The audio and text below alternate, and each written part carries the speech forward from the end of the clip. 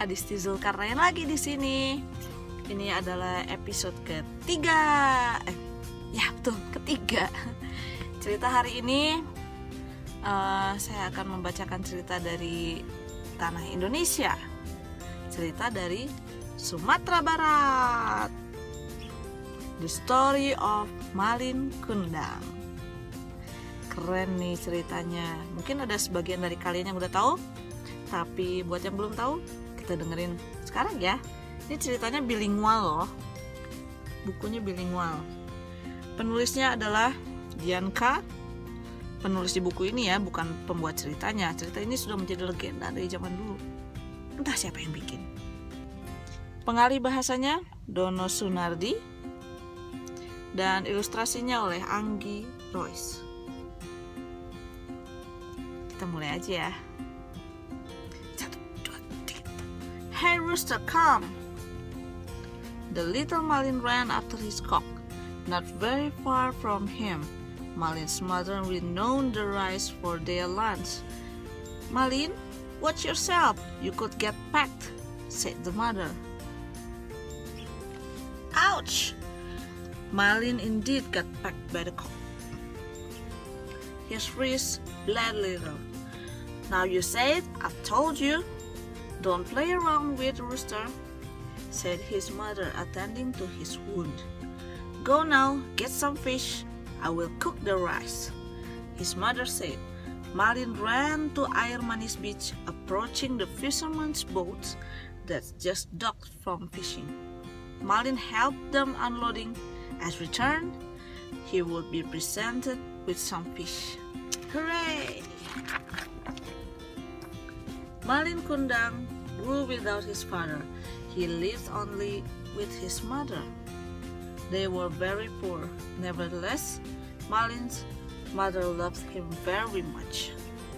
She also encouraged him not to quit just because of their poverty. That's good.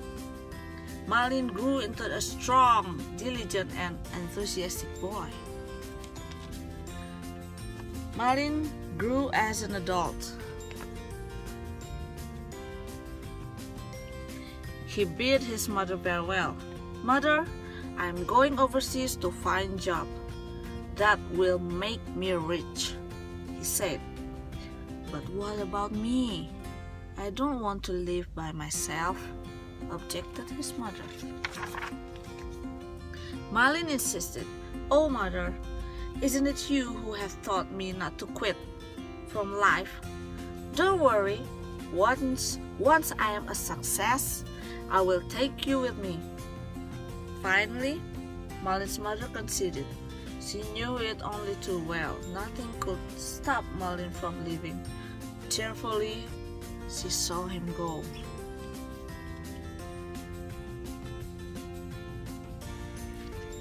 With a big boat. In his living overseas, Malin met merchant Ali. Ali was a very successful businessman. He offered Malin to work for him. Happily, Malin accepted it. In the beginning, Malin worked as a porter, but gradually, merchant Ali assigned him with more responsibilities. Malin sepertinya orang yang pekerja keras ya. Bagus. Malin, I see you are a smart man. I will therefore give you more responsibilities, said merchant Ali. What's it? Malin asked. Go and sell these goods in other cities. In return, buy specialties of those cities that you can sell here. Merchant Ali taught Malin what to do. Now, Malin was very busy. He came to many cities to trade. Malin was an apt trader, and he was loved by his buyers because of his friendliness. Malin became a successful trader. Merchant Ali was pleased.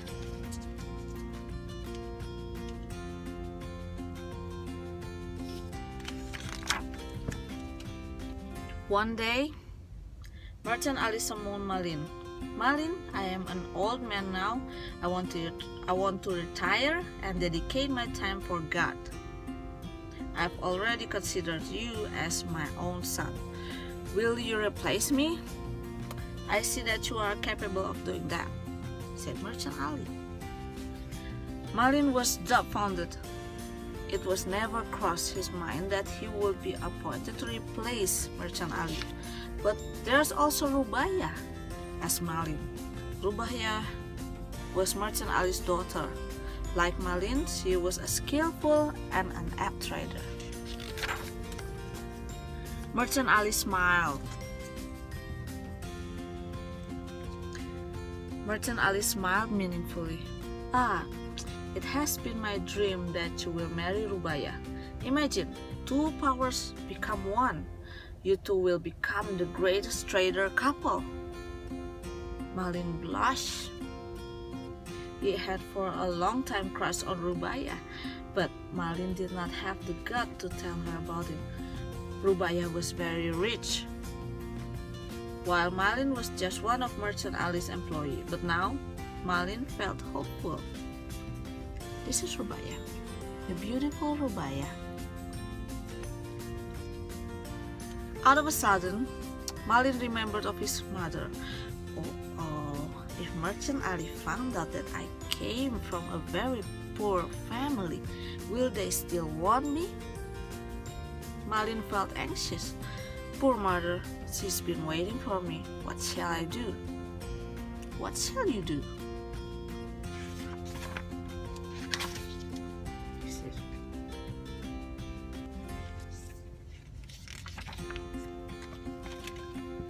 For days, Malin felt unsettled.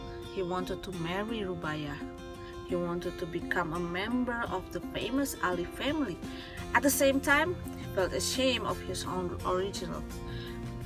I think it's better not to make a confession right now. I will marry Rubaya and prove myself worthy to Merchant Ali first. When Rubaya and I become successful, I will tell the truth, Malin said to himself. Is it true? So, Malin then married Rubaya.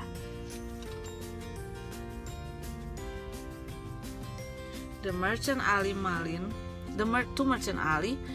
thought of himself as a man who lived alone.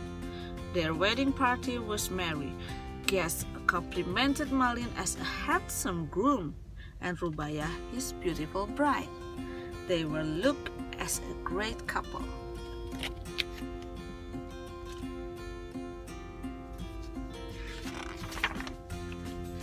After getting married, Malin worked even harder than before. Soon, he and Rubaya were known as one of the most successful traders. Everyone bought their goods. Sorry. And one day, Rubaya got pregnant. Malin was overjoyed to hear that this is a great news. Rubaya took an off from business during her pregnancy. Malin took care of everything by himself, but it was not a problem at all since Malin had been used to work hard. My husband, I feel like I want to travel. My belly feels upset, Rubaya said. Oh, okay. Where do you want to go?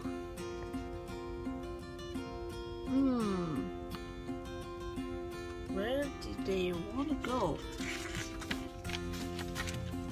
Rubaya asked Malin to sail to Air Manis Beach. But that was my hometown, Malin said to himself in panic. Malin knew too well that he couldn't resist his wife. All people said that his wife was craving, she wants something because of his pregnancy. Because of her pregnancy, you must fulfill the wish, or else she can get sick, they said. So Malin found himself preparing the ship. He felt very much unsettled. He was anxious that he would meet his mother. He did not feel ready yet. Rubaya was blind to his husband's uneasiness. Happily, she jumped into the ship and took a deep breath to feel the fresh sea air. Finally, their ship docked in air manis beach. Fishermen were seen unloading their boats.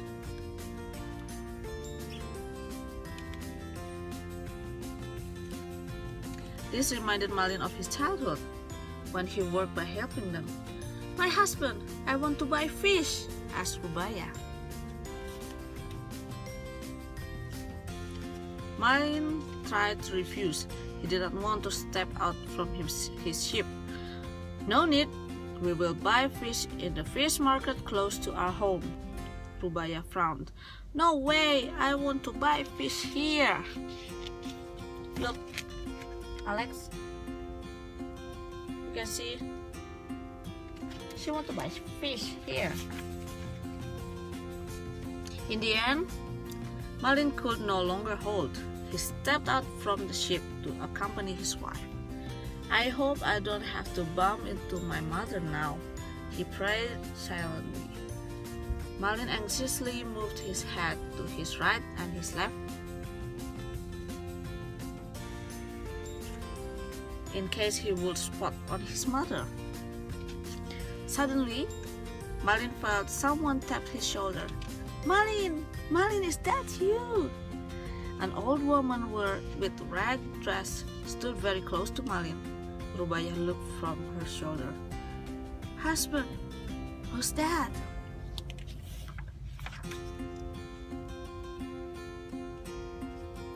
"They're with the fisherman." This is the picture. Because she would like to buy some fish. Malin blubbered desperately. In front of him, his mother looked at him and with deep longing. But Malin did not feel ready yet to uncover himself to his wife. I don't know. Maybe she just wants to sell fish to us. He answered shortly. Malin's mother felt hurt at her son's answer. But then she thought that Malin might just not remember her. "I look much older now, so Malin might just forget about me," she said to herself. "Malin, it's your mother. I've been looking forward to your return. Thanks God you finally home, son." "Oh, mother."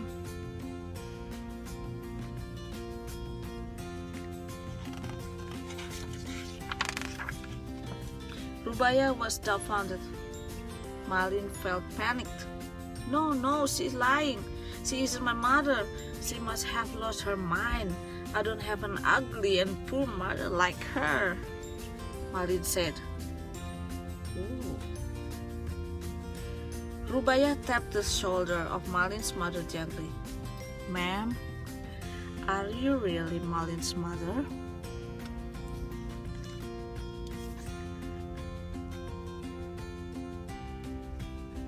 The old woman approached Malin. "Inspect his wrist, and you will see the scar from a rooster's pack." Slowly, Rubaya rolled up his husband's sleeves. "Husband, I do see a scar here. This woman's your mother. Admit that, and I will take her as she is." People around them started to make a lot of noise. True, he is Malin Kundang, this woman's son. There is the scar on his wrist, so he is Malin Kundang. Malin could not deny it, and yet he still felt embarrassed to admit that the woman was his mother. He ran to the sea and cried out loud, "No, she is not my mother!" Malin kept repeating what he said until the sky darkened and the thunder collapsed. Boom! Arr! What happened to Malin? Look! Malin could not move his limbs. He felt his feet numb and the sensation started to move up to all of his body parts. Finally, Malin could not move his body at all. Malin had changed into stone. His mother could not take this. She started to cry and pray for forgiveness for Malin, but it was all too late. Rubaya too felt deeply sad at this. She then took Malin's mother to her home. And it's the end. Oh my god, that is a very great story. Scary, a little bit scary. So Malin is turned into stone. Memang ya, pesan moral hari ini adalah serem ya ceritanya. Makanya ini dia pesannya nih. Love your mother and father. It was them who brought you to the world and take care of you. So you have to be respect and follow their advices. You have to hear your mother and father. Pesan hari ini adalah itu dia tadi. Orang tua kita dengan kondisi apapun, dengan situasi apapun, tetaplah orang tua kita. Jangan sampai kalian seperti Malin Kundang tadi tidak mau mengakuinya, pura-pura tidak kenal. Itu sangat menyakitkan hati. I have a daughter, and if she did that like Malin, I will be angry. Jadi orang tua kita itu sebagaimana bentuknya juga, sebagaimana kondisinya juga, tetap saja orang tua kita yang dari kecil sudah merawat kita. Pertama, kalau ibu melahirkan kita ke dunia, setelah dilahirkan kita dirawat oleh ibu dan bapak, dan sampai kita besar. Walaupun mungkin terkadang ada hal-hal yang membuat kita marah atau kita dimarahi oleh orang tua kita, jangan sampai kita masukkan terlalu dalam ke hati. Maafkanlah mereka, karena pasti yang dilakukan oleh mereka itu sesuatu yang positif, sesuatu yang akan menjadi bekal kita sampai kita besar nanti. Kita akan menjadi lebih kuat ketika kita mendapatkan tempaan dari orang tua kita. Ditempa kayak pisau. Ya itu dia, orang tua kita harus selalu kita sayangi. Ya kan Alex ya? Alex juga setuju loh. Hari ini ada pendengar kita yang baru nih. Hi, this is Squeaky the squirrel, maybe. Hello, I'm Squeaky the squirrel. Dia juga sangat menikmati ceritanya. Ya, orang tua kamu jangan sampai tidak kalian cintai ya. Kalian juga harus mencintai orang tua kalian ya. Ya itu saja. Jadi suatu saat kita juga akan menjadi orang tua kan. Nah, jangan sampai kita menyakiti hati orang tua kita. Jika tidak, nanti kalau kita tersakiti, kita jadi ingat masa lalu kita pernah menyakiti hati orang tua kita. Kan sedih kan. Kita harus selalu bahagia ya. Kita harus selalu senyum. Bangun pagi langsung senyum biar semuanya tersenyum. Jadi bahagia. Jadi untuk kalian semua, sekian dan terima kasih. Selamat sekolah, selamat bekerja, selamat menikmati hari ini. Seperti hari ini cerah sekali. Jangan sampai lupa dengan pekerjaan kita, tapi kita juga jangan sampai lupa untuk bersenang-senang. Oke? Sampai nanti ya episode selanjutnya. Dadah, terima kasih. Thanks for watching. Take care.